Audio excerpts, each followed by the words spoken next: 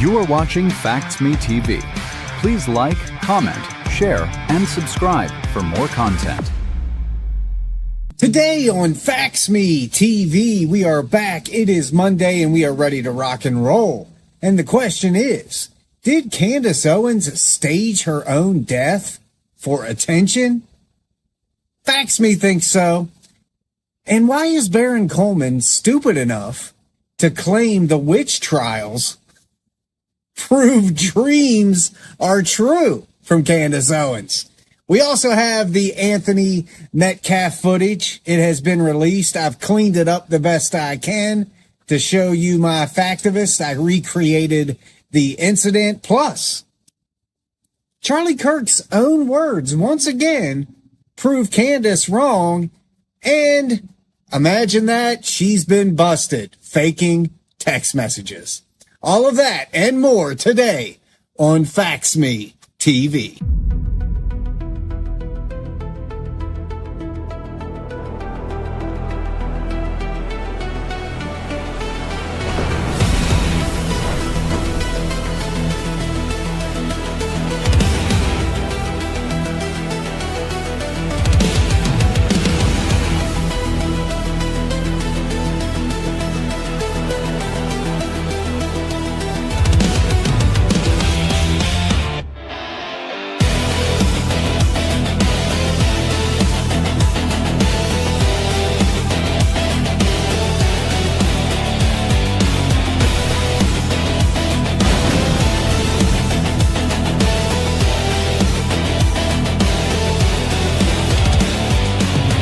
Welcome, my friends, to our Monday episode of Facts Me TV.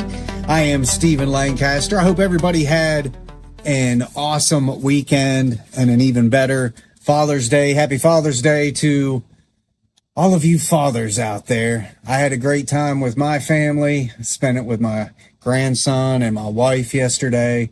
And if you guys are on Facebook, you know what? I think I might have posted it here on YouTube as well. Even Remington wished everybody a happy Father's Day. That was really nice of him.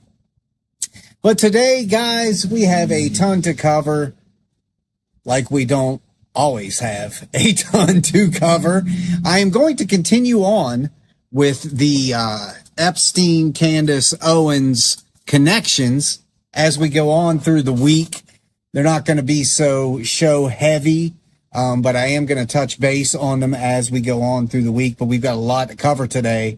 I did want to say out the gate, there were a lot of inquiries about Jared Kushner being included in my connection episode last week. Now, I just want everybody to understand that those connections, it wasn't necessarily being said that these people conducted themselves in a nefarious fashion with Epstein. We know plenty of people who were connected to Epstein that didn't, do anything wrong. They just happened to be connected to him before all this stuff came out or even after. That doesn't mean that these people are necessarily on the same level as Jeffrey Epstein. The last week's episode was to simply show one thing, and that was Candace Owens literally has more connections to people involved with Epstein than Erica Kirk does. In fact, you can scour the internet and you will not find a legitimate single connection from Erica Kirk to Jeffrey Epstein other than what Candace Owens is saying, because she's making it all up. When you make things up, you're not going to find proof against it because it's made up. That she's the queen of that. But Jared Kushner was included because she shared in the same events, the same organizations, the same gatherings as Jared, and Jared was tied to Epstein. Again, not necessarily in a nefarious way. Again, I think people were overanalyzing last week's episode. Yes, Steve Bannon, 100% tied to Epstein in all kinds of bad ways. But Jared was just a connection through an invitation, through an invite. And they just happened to be at the same events together. Again, the point was Candace has ties to people that are legitimately connected to Epstein. They don't necessarily have the same mentality or guilt or record as Jeffrey Epstein. So I just wanted to clear that up because there are a lot of people who are like, oh, you know who that is. I can't believe you're saying that. Well, all I said was the truth. That Kushner invited Epstein to his anniversary event. That is 100% the truth. I showed the email. I in no way insinuated that Jared Kushner was tied to Epstein in a negative way. Again, it was just showing the connections. But we've got a lot to cover, guys, as I've stated, and we're going to start right here on the screen because, you know, you guys hear it from me. You hear it from other podcasters and commentators that you listen to, and you hear us, you know, our take on Candace Owens, and you watch us debunk her lies and reveal the truth. But then you just have your average listener, your average former follower of hers that are speaking their minds. And you know, we don't put that on the forefront. But today I'm going to show you the most recent 30 comments from just your average everyday social media users at Candace Owens. And we're going to read through these really quick here. Let me get it on my screen. If I can even do that. I've got so much stuff in front of me right now, guys, because I'm trying to make sure that I don't miss anything. And believe me when I tell you guys that I don't know how many episodes when I get to the end, I'm like, oh, I forgot to mention that or forgot to show that. But let's run down real quick these 30 comments that have nailed Candace Owens to the wall. So you can see that this is just average social media people calling this out, not just commentators and podcasters. But we start with Political Watcher. They say Candace Owens just visited Moscow and said, everything we've been told about Russia is a lie. She is doing Kremlin propaganda, full stop. This is embarrassing for anyone who ever took her seriously. The next one came from Russia Analyst. Putin went fishing and he caught Candace Owens. She gave a speech at the St. Petersburg Economic Forum praising Putin's family values. She is now officially a foreign propaganda asset. Next one from Fact Check Daily. The FBI literally had to publicly humiliate Candace Owens for lying about her FOIA request. She claimed it was denied. They said that was false. She just makes things up.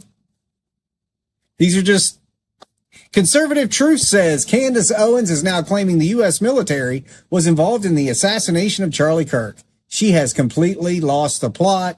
This is dangerous misinformation. Stop platforming her. Candace is queen of the grifters. She changes positions based on who's paying. Anti-Israel because that's the content farming grift right now. Zero actual principles. None. Next.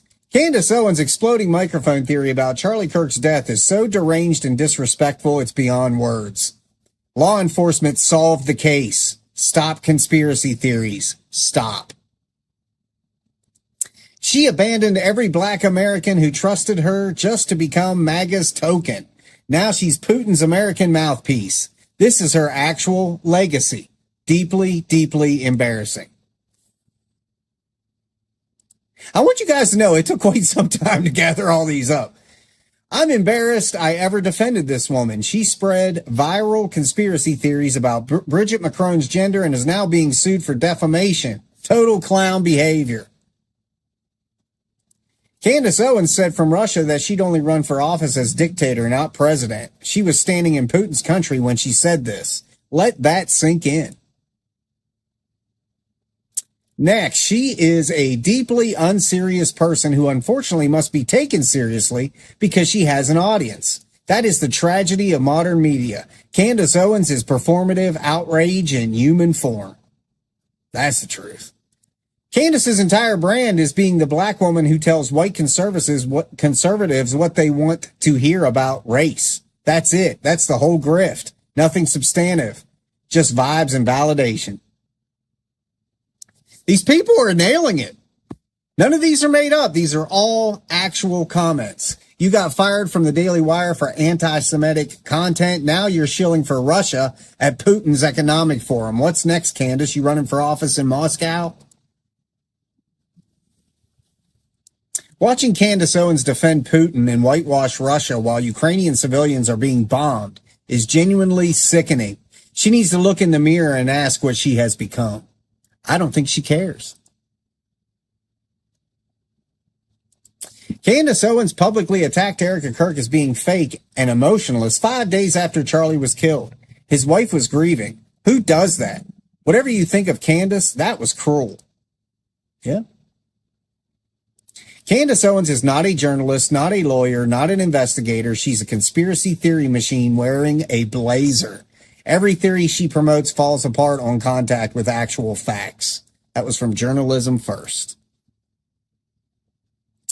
Next, the FBI FOIA lie, the Russia propaganda trip, the Charlie Kirk conspiracy spiral, the Macron defamation case. Candace Owens is drowning in self-created scandals and zero accountability. Wow. She told black people systematic racism doesn't exist, told Christians to vote Trump. Then she said she was embarrassed about it. Now she praises Putin. Define grifter. I'll show you Candace Owens. Fantastic. Next, Candace Owens spoke at the St. Petersburg International Economic Forum praising Russians' family values. She is actively doing PR for a country currently at war with a democracy. Unreal. The exploding microphone theory Candace is pushing is so scientifically illiterate, it's offensive to intelligence itself. Even conspiracy theorists are embarrassed. Please stop. Just stop. That is from Science is Real. Oh, here we go. Australia canceled Candace Owens' tour. Russia welcomed her with open arms and gave her a platform at their biggest propaganda conference. You don't need to tell me what that means. You don't need to tell me either, buddy. Next up, she is being sued by the president of France and his wife, Brigitte Macron, for spreading defamatory conspiracy theories. This is her actual legacy, sued by a sitting head of state. Just wow. Candace Owens thinks visiting Moscow for a week makes her a geopolitics expert. The arrogance. She knows less about Russia than most undergrad poli-sci students. The delusion is truly staggering. It really is. She claimed Charlie Kirk was going to be killed by a transgender furry even after law enforcement arrested a suspect and closed the case. She keeps lying every single time. She does. You don't need to be a foreign agent to be a useful idiot. Candace Owens is serving as Kremlin propaganda whether she knows it or not, and frankly, either possibility is deeply concerning.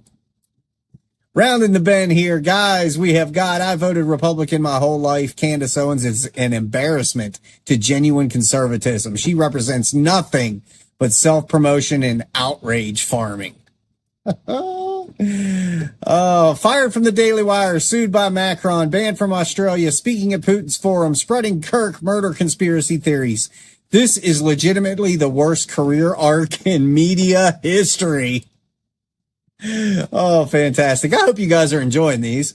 Candace Owens has done more damage to black conservatism in 2 years than the left could do in a decade. She reduced it to a grift. Real black conservatives should be outraged, and we are. Next up, pushing conspiracy theories about Charlie Kirk's assassination while his widow is grieving is one of the cruelest things I have witnessed in modern media. Candace Owens should be deeply ashamed. She's incapable of that. Candace Owens flew to Russia, called it a family vacation, spoke at their biggest propaganda event, and declared everything we've been told about Russia is a lie. Textbook influence operation.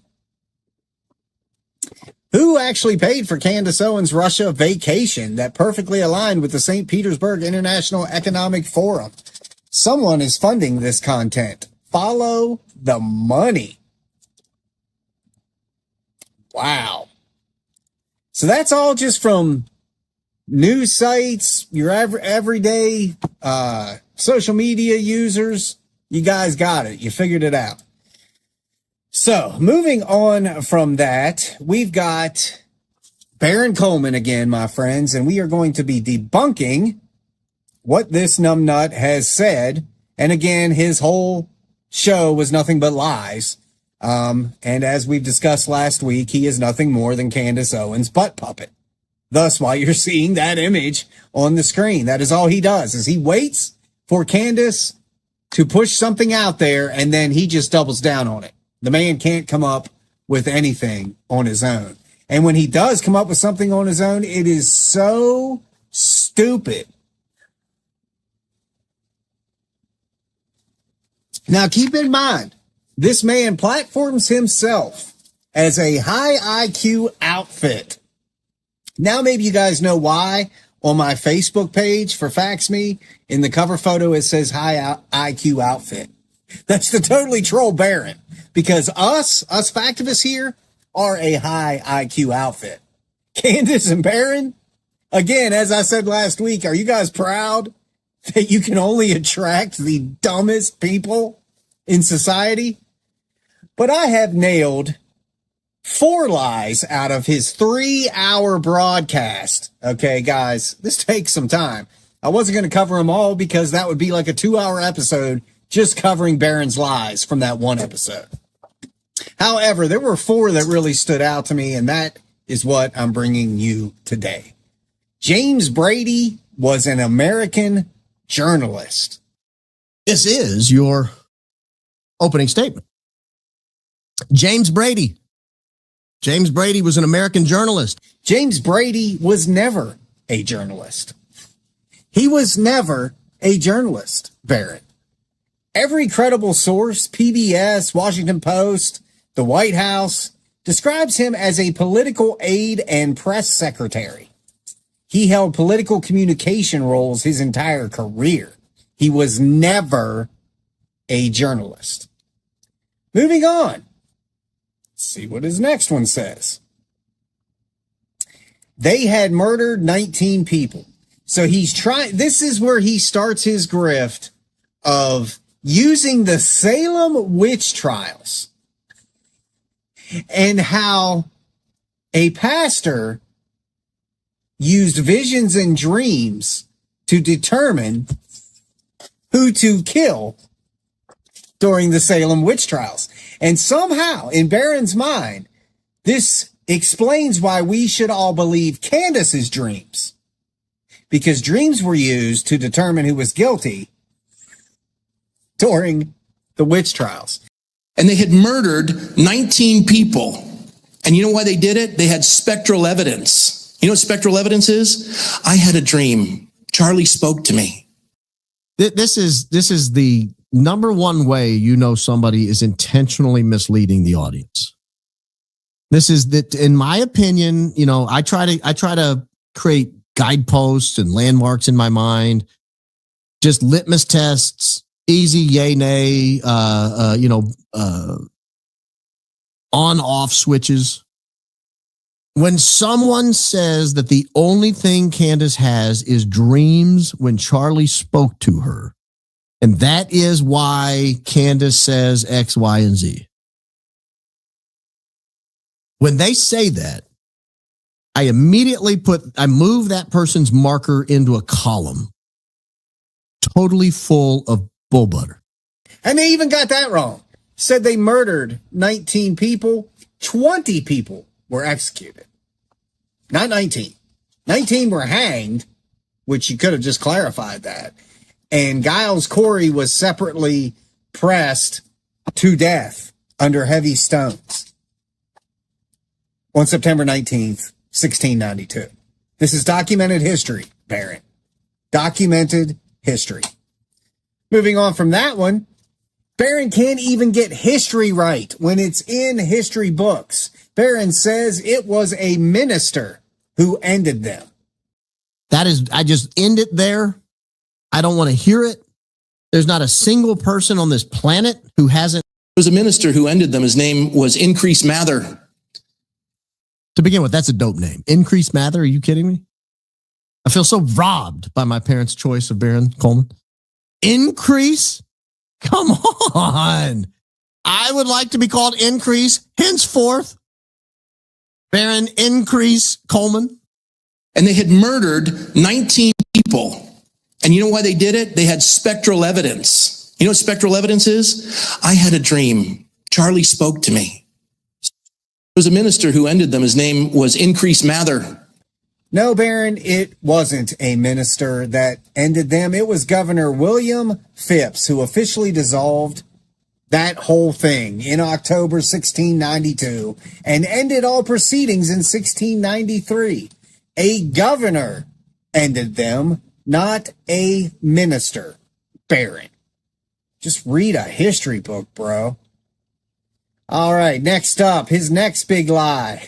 This is just hilarious. Okay, keep in mind, Baron, who fancies himself the greatest attorney in the world, right? Who is doing a podcast, not actually actively working law. Okay. He can't even get a court case right or read court documents right. He says Charles Boblet. And you're probably thinking, what's wrong with him saying Charles Boblet? John Leo Brady and a guy named Charles Boblet were convicted in separate Maryland trials, both of first-degree murder of a guy named William Brooks. The murder took place during a robbery. Well, what's wrong with that is the accomplice's name was Donald Boblet, which you could have read directly from the court documents, not Charles Boblet. Baron gets both the first and the last name wrong. The case is Brady versus Maryland, 1963, and the accomplice was Donald Boblet. Charles Boblet does not exist. Baron Coleman. Charles Boblet does not exist. But now, in your moronic followers' minds, he does. Oh my God, Factivus. I mean, what do you do here, man? What do you do? The man is just going to continue to lie. All right, my friends, now I want to move on. Many of you have probably seen this, but you haven't seen it this clear. Okay. Now I am going to say trigger warning. Okay. It was mentioned to me last week, by Jim, one of our mods, that, I should be providing trigger warnings. I do at the beginning of the show if anybody stops to read that before the intro starts. But this is a trigger warning because I'm going to be talking about the stabbing. And I'm showing you imagery, although there is nothing graphic. I have recreated the crime scene in Frisco, Texas from April 2nd, 2025. And it is for educational purposes only. And I've also cleaned up the original footage that was released a few days ago, because the original footage was you could kind of tell what was going on under that tent, but it was still debatable. So I cleaned it up a little bit, but I want you guys to watch this little video I put together, produced it this morning, did all the graphic work over the weekend to just kind of bring you up to speed on what happened at that track meet and, everything that happened with Carmelo Anthony. And then I want to show you the cleaned up video. It's not perfect, but you'll be able to see it better. So check this out, and then we'll come back and we'll watch the real footage that Fax Me cleaned up. Check this out.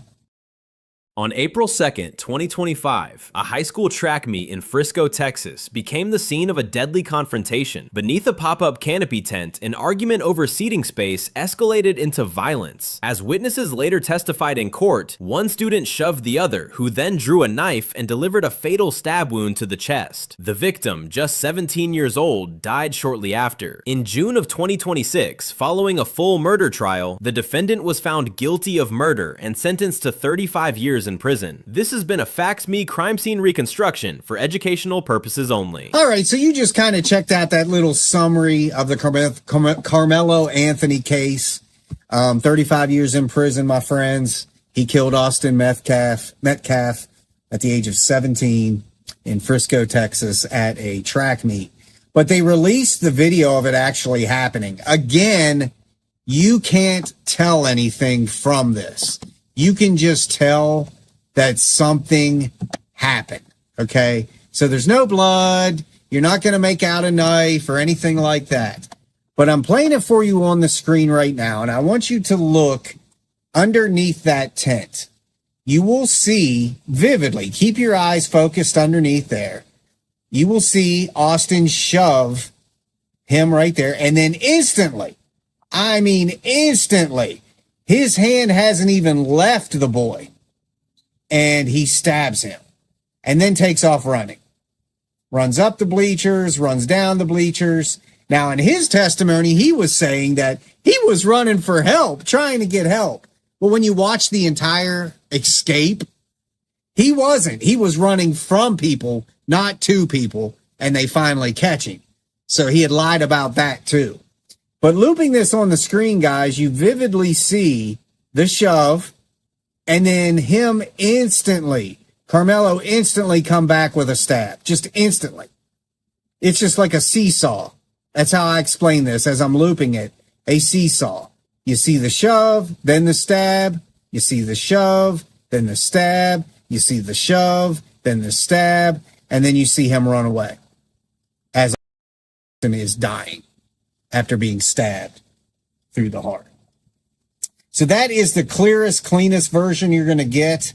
Most of the versions online are very shadow heavy underneath the tent. So you can just kind of see the motions and movement, and you really can't tell what's going on until Carmelo runs out from underneath that tent and takes off running. But that's why, again, you're seeing it on the screen. I cleaned this Joker up the best I could, did a lot of rendering to it. And again, nothing graphic. You're just seeing Austin shove Carmelo, then Carmelo instantly, it's like, duh, duh, duh, duh. Just like in that rhythm, Austin pushes him, and then Carmelo comes back with that knife. Like, no hesitation, man. None. Just like that. That's what you guys were seeing on the screen. So, guys, we are about halfway through the show. Let's take a quick break. Got a few surprises along the way. When we come back, we're going to talk about the recent Candace Owens death hoax. And did she have something to do with it herself? Facts me think so. So you guys check this out, and we will be right back.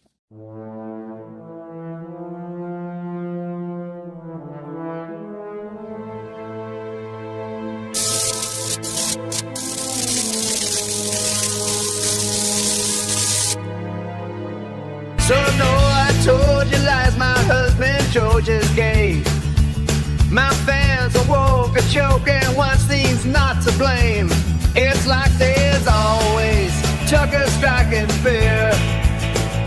When I'm always praising Tate, I'm weak, I'm lost, Putin in my ear, but I'll be fake for you.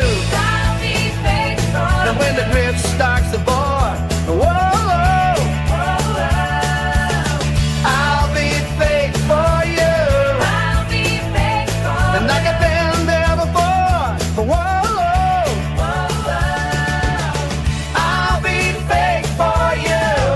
Cause your money is for me too. And whoa, whoa, yeah. Whoa, yeah.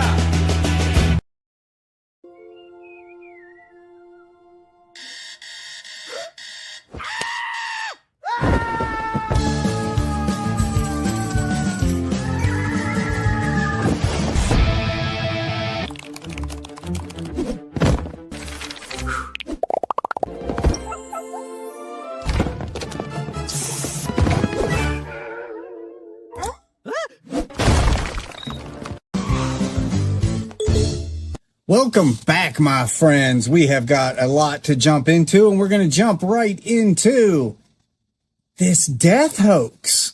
Did Candace have something to do with it? Now, the woman who brought out the death hoax was Lily Gaddis. And I'm going to read it for you. Let me bring this up on the screen. It says, this is from Lily Gaddis, okay? Out of nowhere. Candace Owens' family reached out to me earlier this morning. It is with deep sadness and sorrow that I am sharing the passing of my longtime friend and fellow political commentator, Candace. But I also can't shake the feeling that this wasn't simply a random tragedy. There are circumstances surrounding Candace's death, especially after Charlie's passing, that raise serious questions, and I hope the full truth comes to light. I want to respect her family's privacy, so I will refrain from sharing any further details. Please stay posted. Again, that is from Lily. Now, who is Lily? Does anybody know? Lily Gaddis? Gaddis? How do you say your name? Gaddis? Lily Gaddis? Lily Gaddis is not a totally random name to the Candace Owens audience. Candace has previously interviewed her and even platformed her. Okay? So let's start scratching our heads here. She's a former podcast guest, conservative media friend, and someone Candace went out of her way to platform. They never had any kind of spat. You know what I'm saying? No kind of, there's no drama between the two of them. Candace platformed Lily Gaddis. It was actually on episode 39 of her podcast, if you want to go look it up and do some research yourself. So why would Lily Gaddis post that? It wasn't to get at Candace, because they're not feuding. They have no reason to feud. But of course, Candace responded back. Let's see what old Candace had to say. She said, "Thank you all for the messages of concern, but I am not dead. If I were, it would be entirely appropriate for you to have blamed Israel." Somewhat relatedly, Charlie Kirk was not concerned he was going to be killed by a transgender furry. After a full day of arguing with Zionists about him abandoning the pro-Israel cause. Hope this helps. Now, she can't get off of that.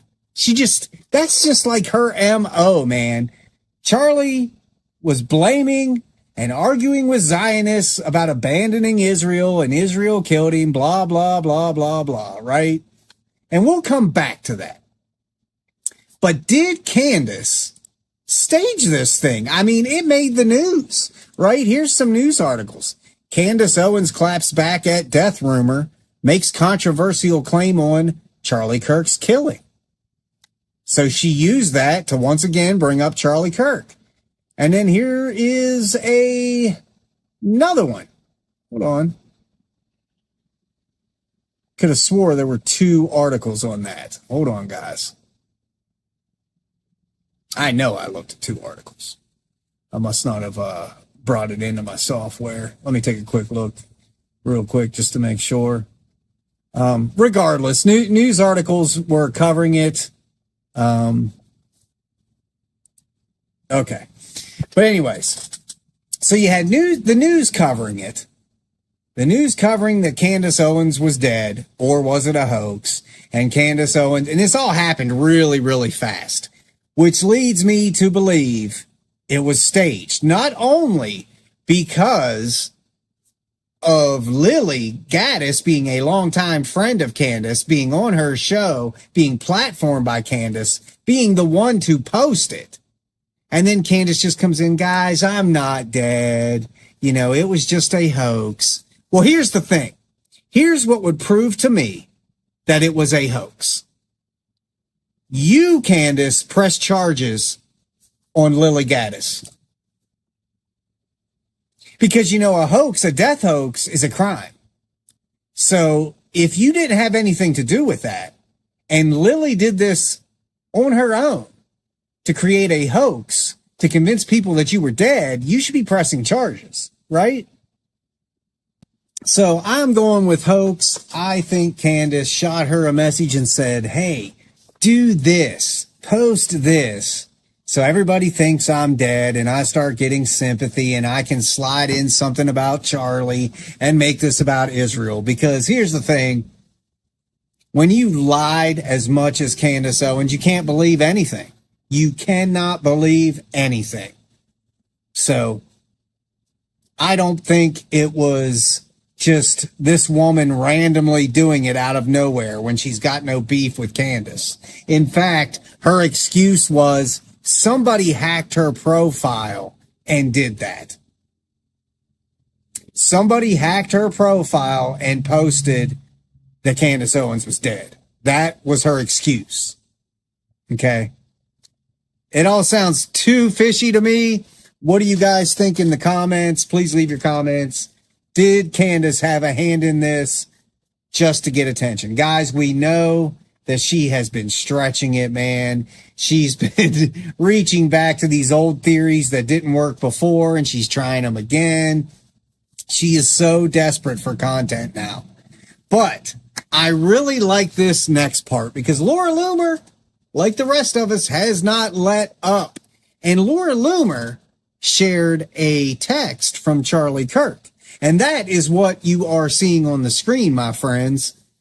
And Charlie is not so kind to Candace. Laura Loomer says, what the F is the Hodge twins issue? Like, actually, right? Charlie comes back with anti-Semites, just like Candace. Hope you're done with them after this. Then Charlie says, lots of Jew haters. Candace has gone off the deep end. And Laura Loomer says, I hope you see I've had Donald Trump's back. Blah, blah, blah. So there it is in print, and this text has been verified to be authentic. I've run it through every processor I could possibly find, and it all comes back legit. However, the one that doesn't is Candace's rebuttal.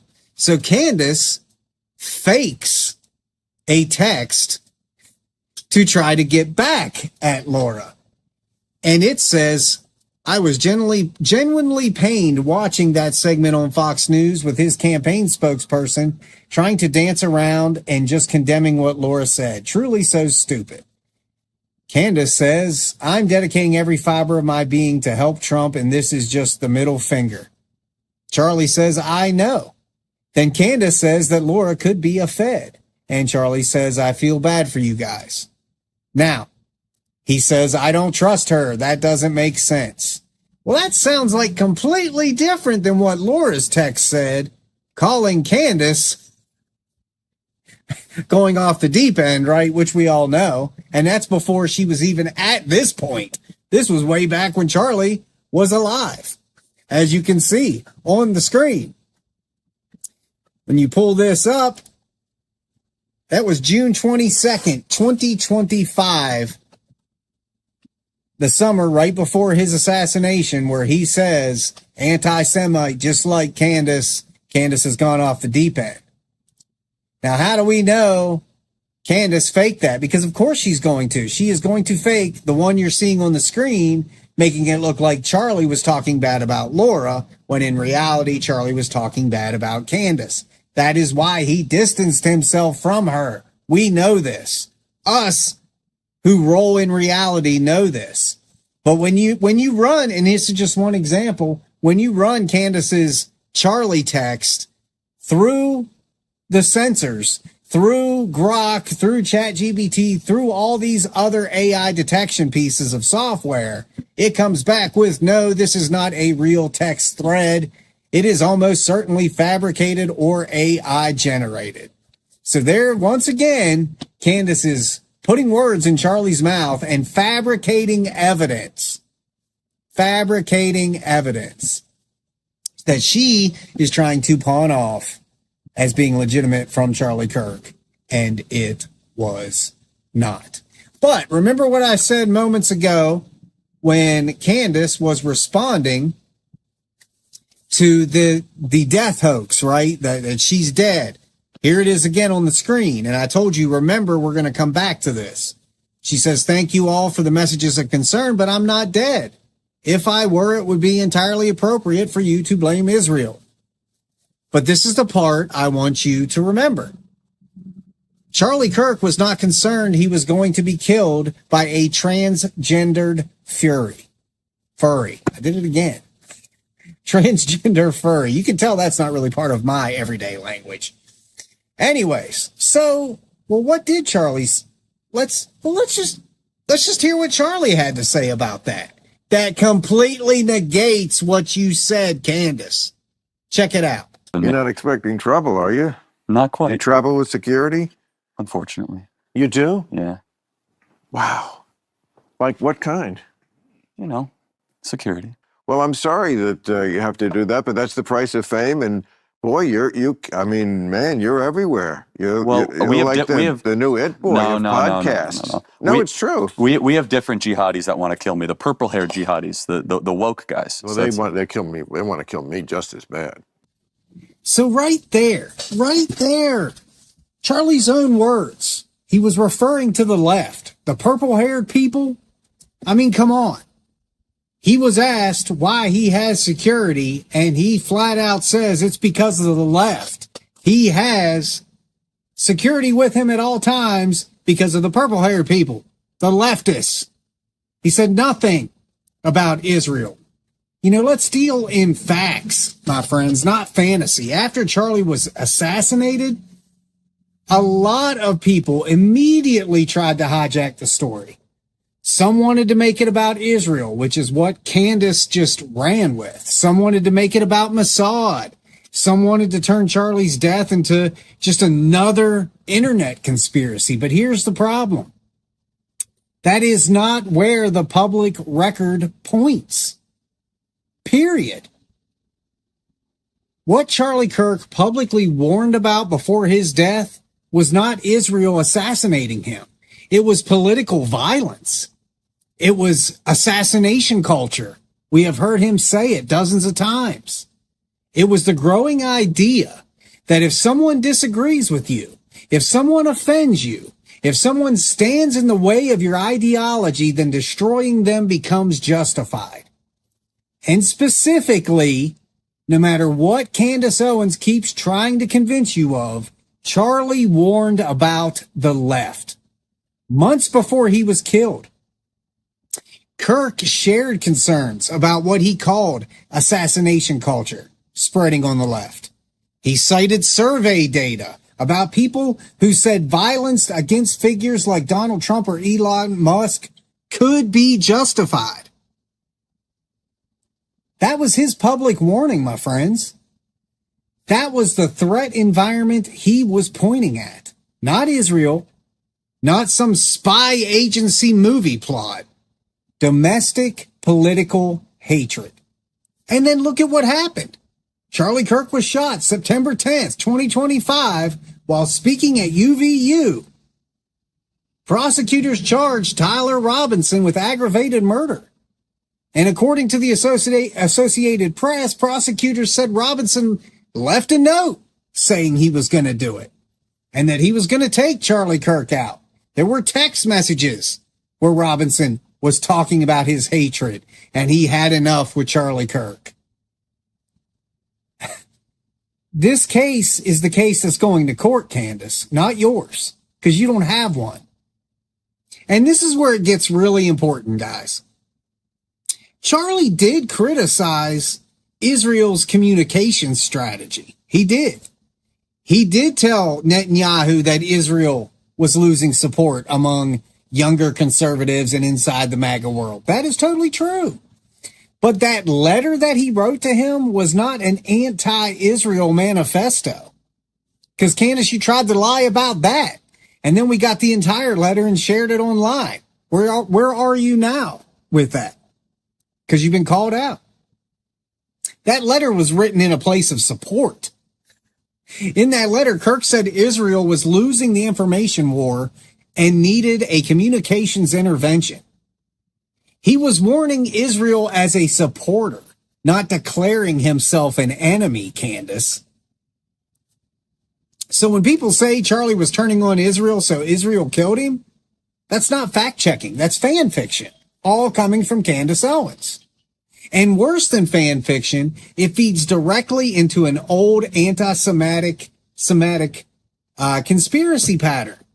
We know this. After Kirk's assassination, researchers found viral posts blaming Israel or Jews for his murder across X, with millions and millions of views. The Center, a lot of people don't know this, the Center for Countering Digital Hate reported that posts pushing Israel Jewish blame reached about 139 million in the days following the murder. 139 million posts blaming Israel. That is exactly how misinformation works. And when you got Candace pushing that and you see how many millions of followers she has, that's how you get millions of posts. You take one piece of truth. Charlie criticized Israel's PR strategy. You twist it into a lie. Charlie had become anti-Israel. Then you turn the lie into a conspiracy. Israel killed him. That is not evidence. That is a manipulation pipeline. And we see it, man. It's as plain as day, especially at this point. And this is where FaxMe comes in, because I don't care if this conspiracy comes from the left, the right, the middle, or somebody selling brain pills in a basement. If the evidence does not support it, we do not promote it. Charlie Kirk's own public warning about political hatred becoming violent was absolute fact. He believed the culture was getting more comfortable with assassination language, and they were, and they are. It's getting worse every day. He believed the left was being pushed into a frenzy where political setbacks justified these extreme responses. You can agree with Charlie. You can disagree with Charlie, right? But you cannot erase what he actually said and replace it with a theory that feels more exciting. That is not honoring Charlie Kirk. That is using his death as content. And as we all know, Candace has made mad money off of it. And let's be honest, some people do not want the simple explanation because the simple explanation is uncomfortable. It is uncomfortable to admit that American politics has become so sick that people cheer when the opponents die. It is uncomfortable to admit that some people no longer debate ideas. They dehumanize them. They dehumanize the people with those ideas. It is uncomfortable to admit that when you spend years calling someone evil, dangerous, hateful, fascist, Nazi, terrorist, a threat to existence, eventually some broken person may decide violence is not murder but justice.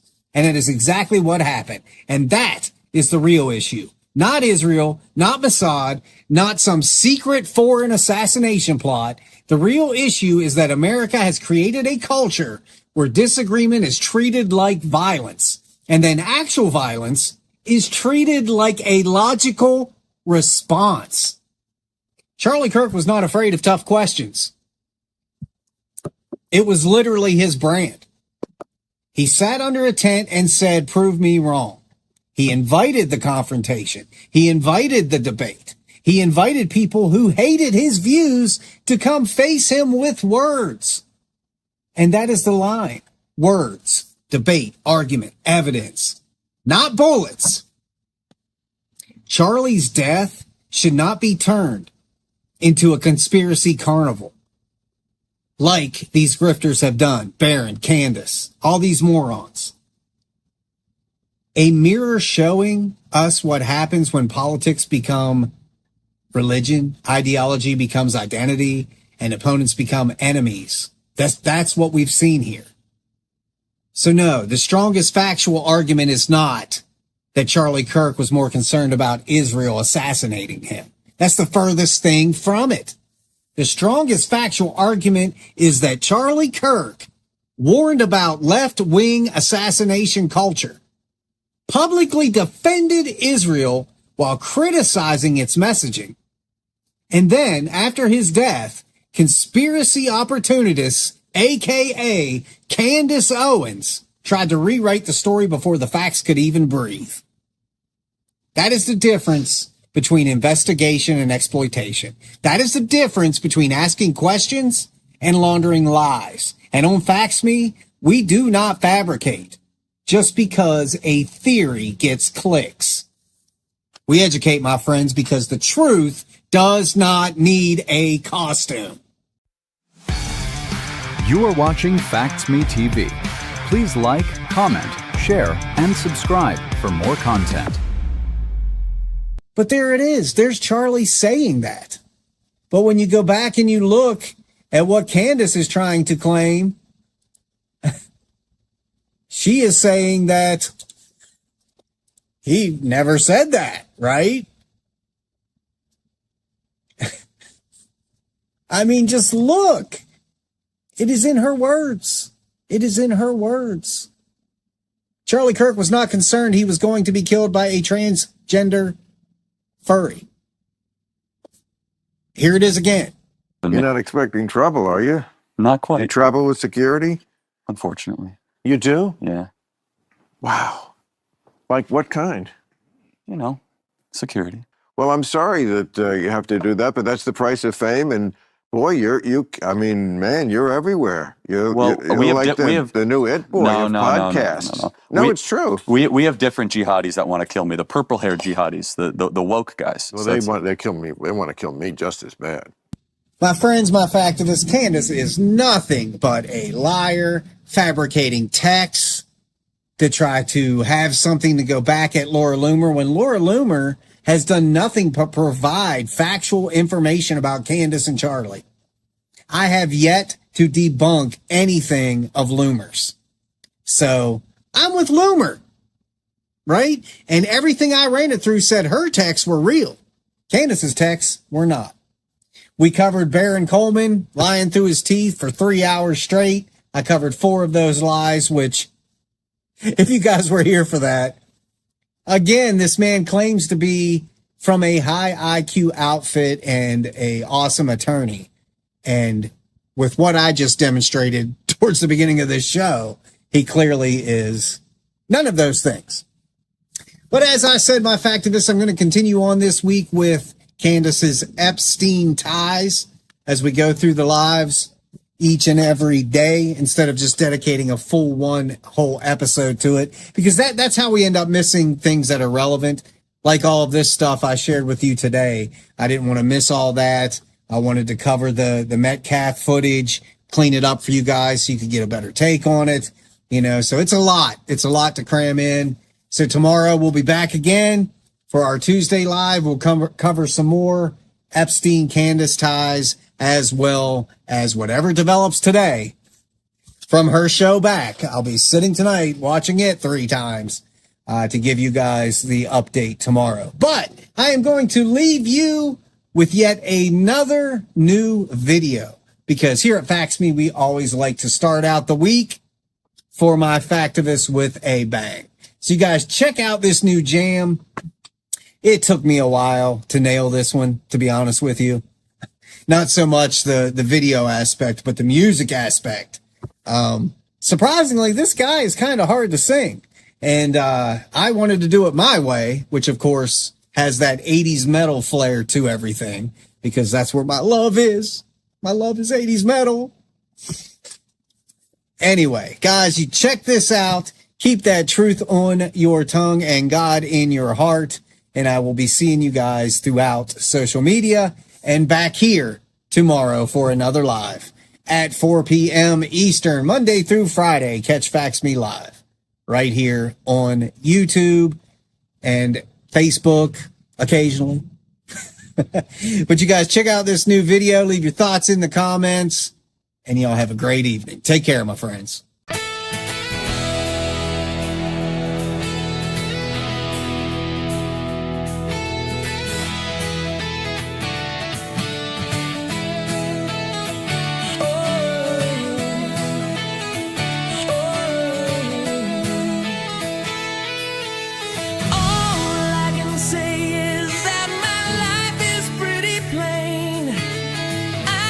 Watching the puddles gather rain.